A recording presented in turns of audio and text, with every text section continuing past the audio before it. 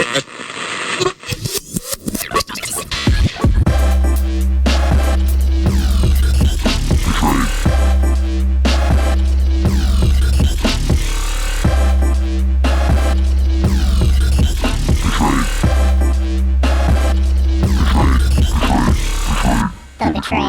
back to The Trade. I'm Gina Beck. This is Drew Williams.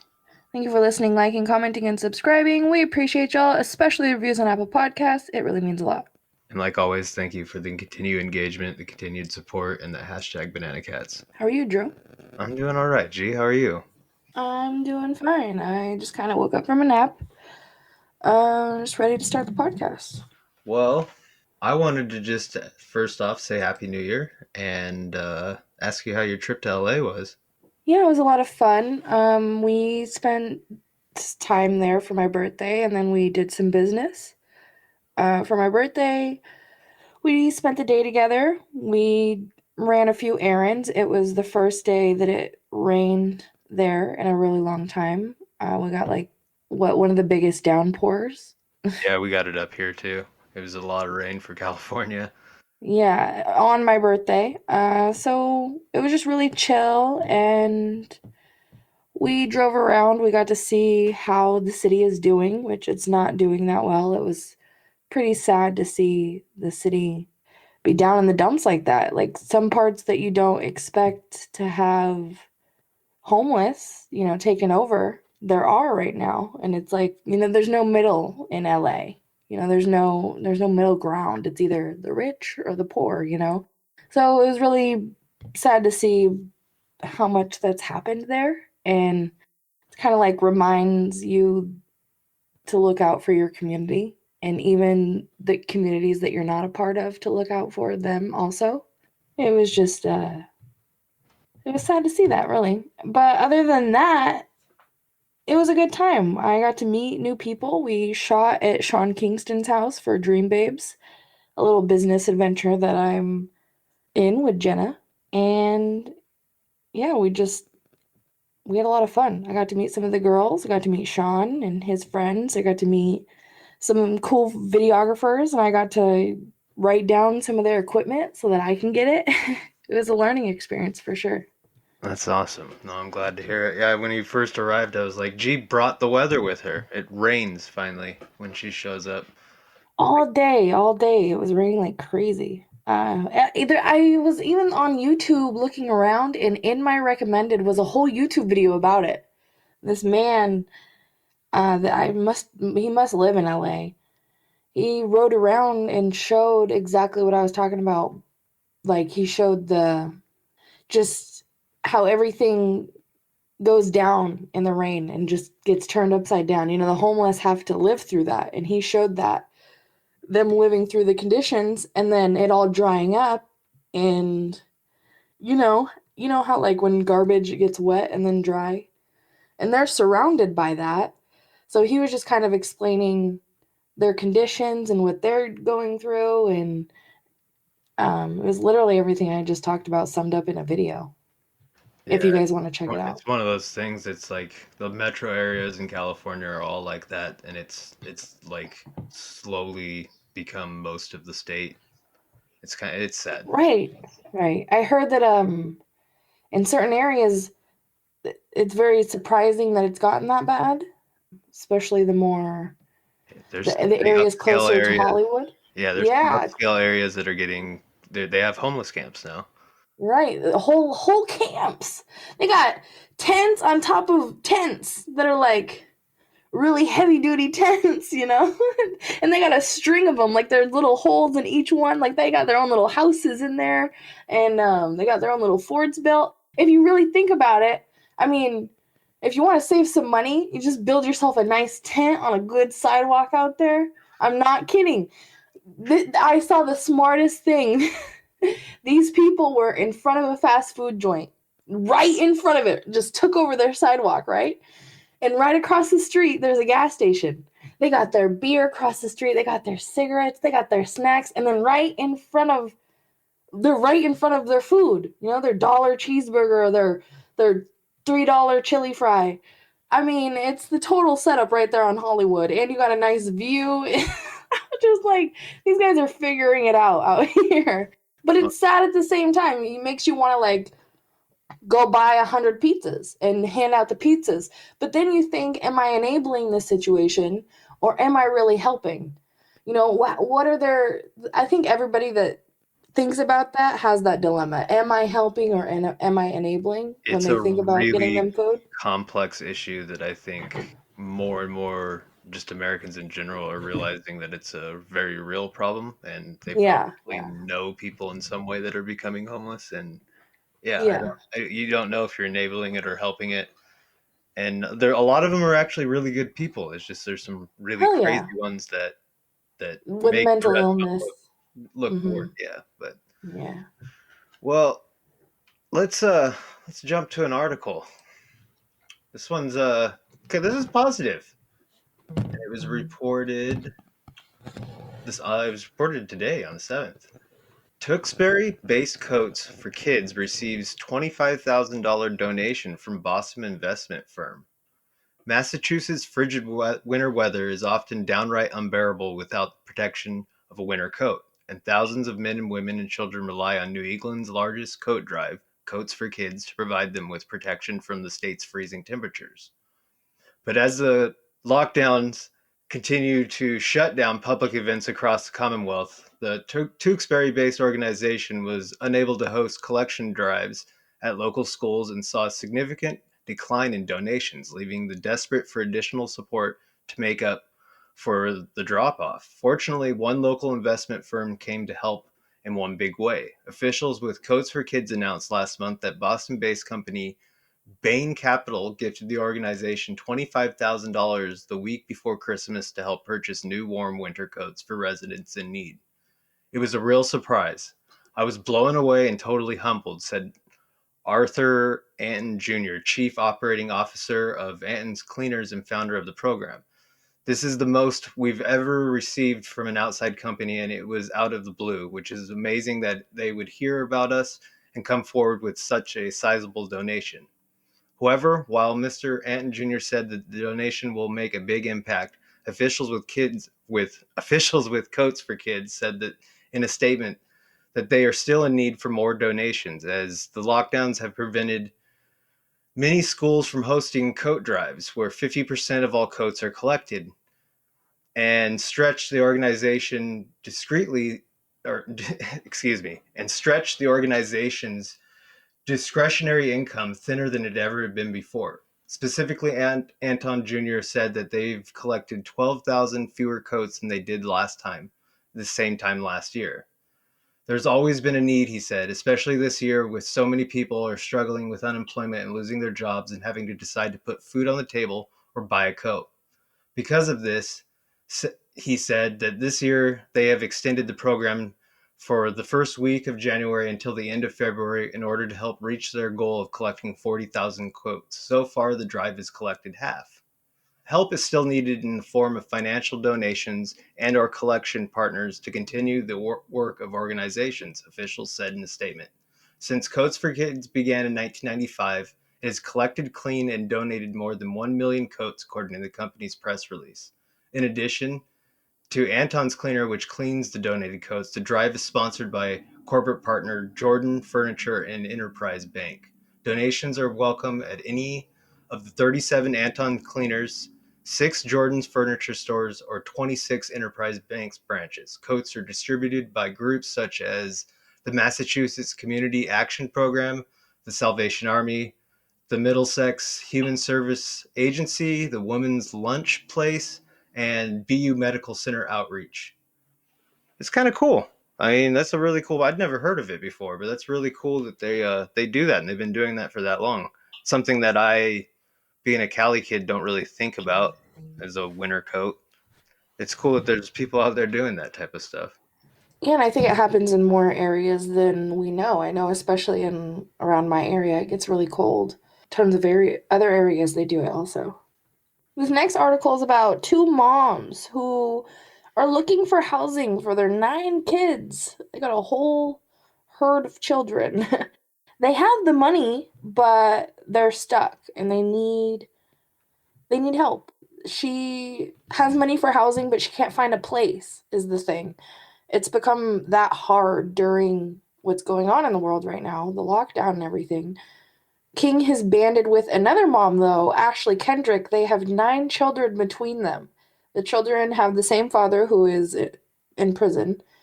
And she says, we're a family, we're a team, we're a blended family. We take pride in it, and at this point, we're stuck.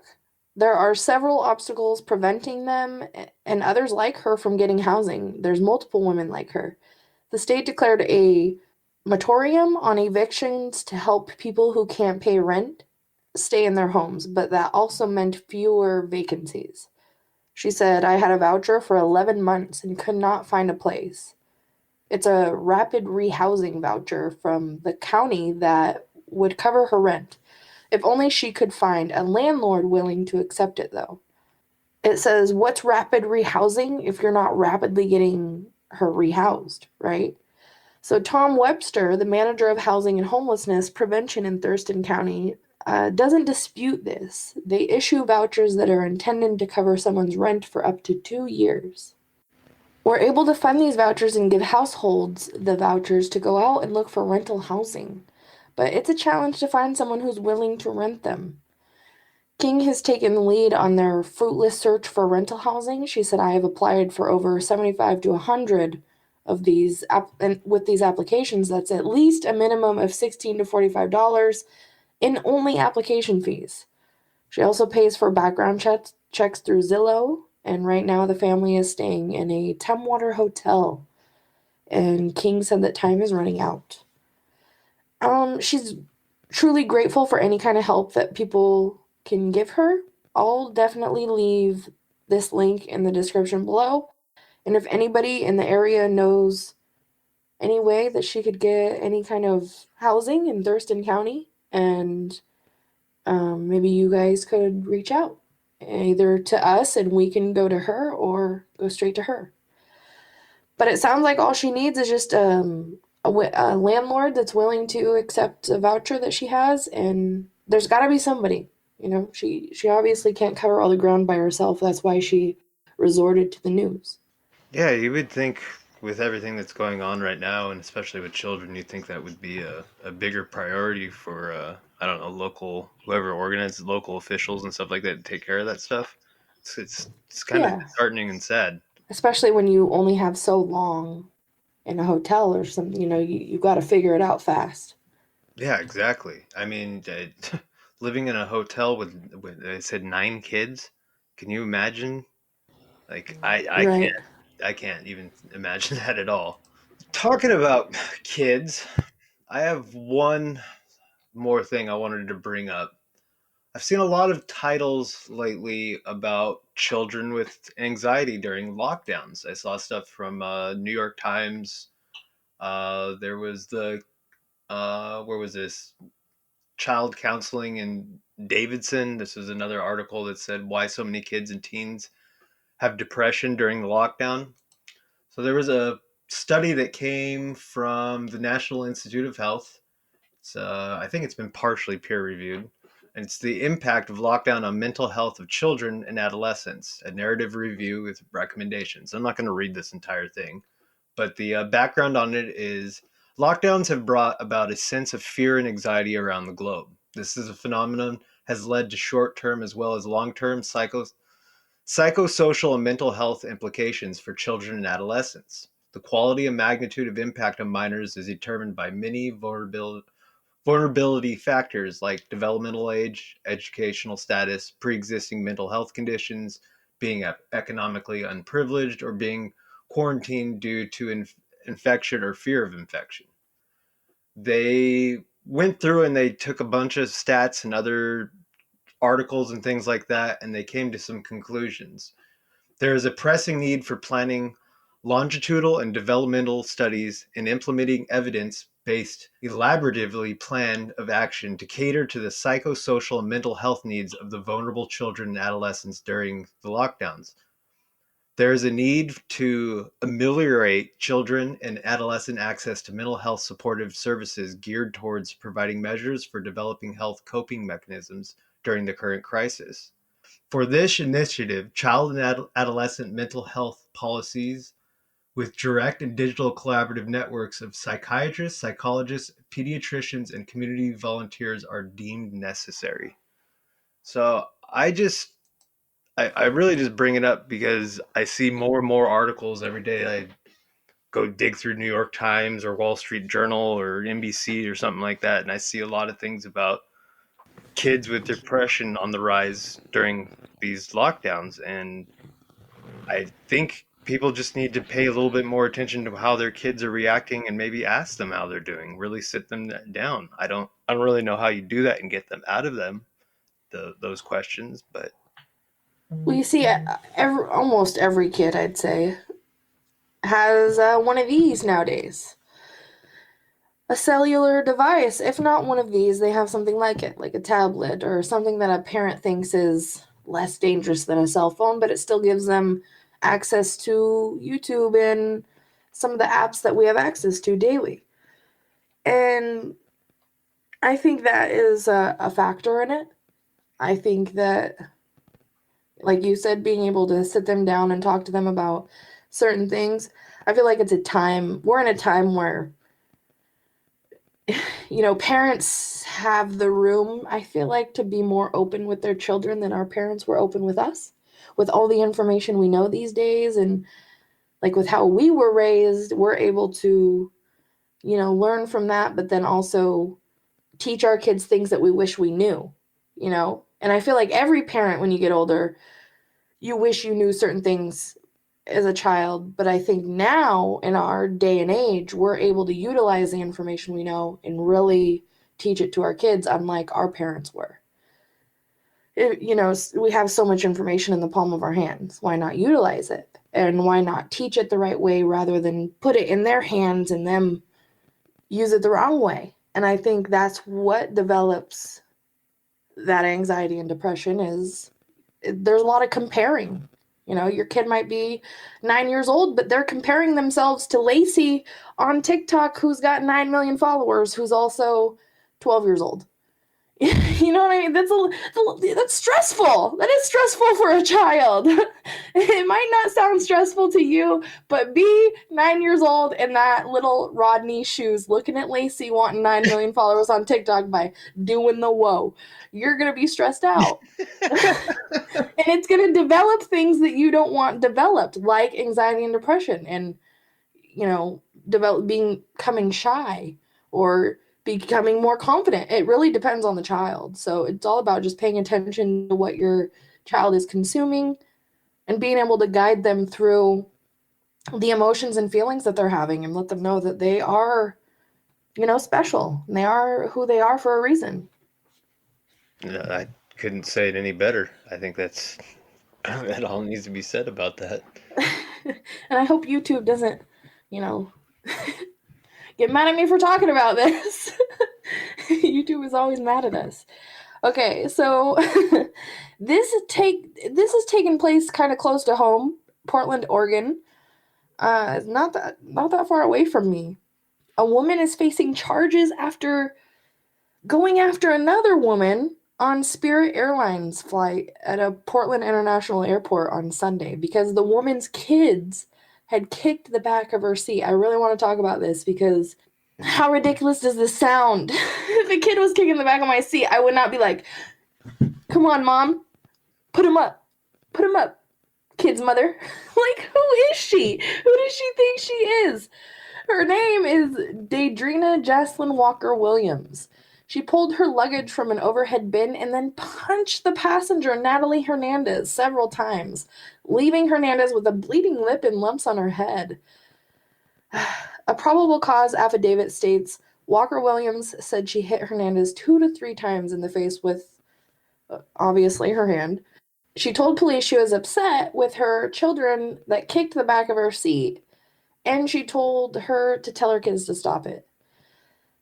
The lady reported and said that she ignored her, so that's why she hit her on the shoulder. Walker Williams said she didn't tell a flight attendant about the shoulder hit because her first reaction was to fight. According to the affidavit, officers told Walker Williams that other people on the plane saw her pummel Hernandez Walker Williams' reply, according to the affidavit, was, "You do what you gotta do." Okay, listen.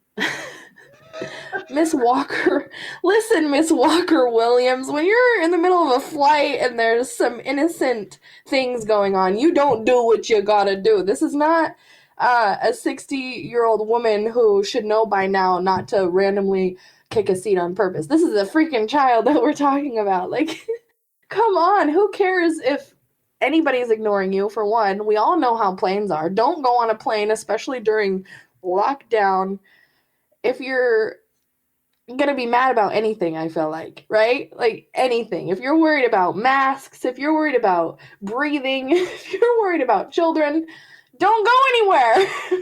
Well, I was just blown away by the fact that, yeah, like you said, you don't punch somebody because a kid did something. Like, and on top of that, like, how do you think you're going to get away with that on an airplane? Like, I don't care. Okay, I mean there's obviously things, but I don't care what the child is doing. It does not mean to punch the parent. There's ways to go about things. It's always about how you handle things, especially today. You know, in my mind, I like to put myself in other people's shoes. So, what if you're teaching that kid to do that now? And now that kid is 17 years old on a plane to Vegas to see his dad, and now he's beating up people. It's like you're just passing this down to someone else, whether it's on purpose or subconsciously. This kid is going to pick that up in the future, or whoever watched it around them, right? Whatever kid it is, like that you're teaching someone in a way that that's okay.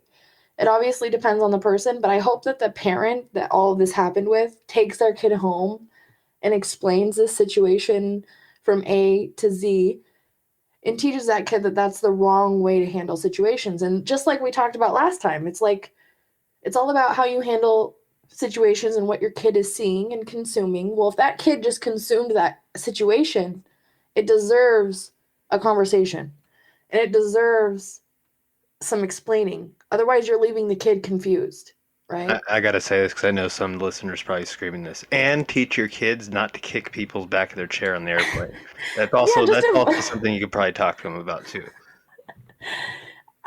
it's such like an uncommon issue. You know what I mean? This is I mean, such it's a an issue that's like been in a billion movies, but it's like I've never seen one where like someone really kid took action. took action like on it. You know what I mean? Like exactly. It's crazy.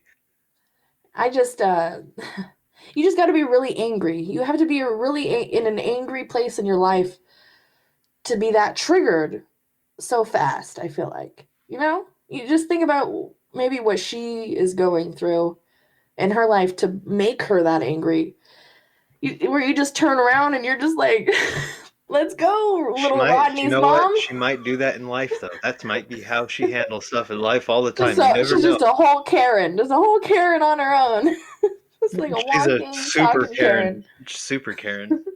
Have you watched the movie Soul that just came out? It's on Disney Plus. Instead of releasing it to theaters, they put it No, on that's one there. of the ones that because my niece is getting to that age where I mean, she doesn't really like watch movies, but it's stuff we can have on the back. That's one of the ones I want to watch. It looks really good. I won't ruin anything for you, but you have to watch it. And anybody that's listening, watch it. Watch it with your kids or your grandkids or by yourself. Doesn't You don't even need to watch it with kids. It's a great movie for adults, and really listen to it and consume it. Like sit down when you sit down watching it, don't just watch it for enjoyment. Watch it because like maybe you're going in to learn something. Because it's really one of those movies that it's not just for kids. It's like they made it for adults, but kids can enjoy it too. It's And it got incredible reviews. It's supposed to be one of the first animated ones in a long time that is truly like an original story and like new and it's got like you said, it's got a lot of lessons for everybody in it. it's got a lot of deep meaning, even if you're not spiritual or you're not religious or anything like that. It's got a lot of deep meaning just on the surface. That's doesn't even have to do with anything specific or the way that you move in your life. It's just a great movie. I recommend it. I watched it twice. I No, it's wanted to watch it when I was in LA, but I came home and watched it. and I really recommend it. So I want to end it on that note, on a positive, go watch this kind of note. It's great. It's really good. That's definitely going to be one of the ones I'm going to watch soon. Yeah, it's been a minute since I was like, man, that's a good Disney movie. Since I was a kid, I think, or since that hot dog movie came out, that comedy hot dog one. I think I don't even know if that's Disney, but that was great. Oh, the adult one? Yeah, the Oh, that adult. was I don't think that was Disney at all. That was Is it not Disney? no, that was Seth Rogen and what's his name? The other guy from Pineapple Express. Those are the guys that wrote all that. Okay. Well, Yeah. then, yeah, it's been a minute since good. I've been able to say that's a great Disney movie. Like, go check it out. I totally thought that hot dog one was No, I think Disney. that's way too adult based to be at least the full on regular Disney name. I mean, they do own other companies, but they're not under that Disney name. Yeah, it was a little raunchy to be Oh yeah, under that the movie Disney was name. completely for adults. There's no lesson to be made in that. It's just to make adults laugh. That movie's awesome, but Well, thank you for listening, liking, commenting, and subscribing. We appreciate y'all. Until next time, banana cats. Banana Cats. Peace.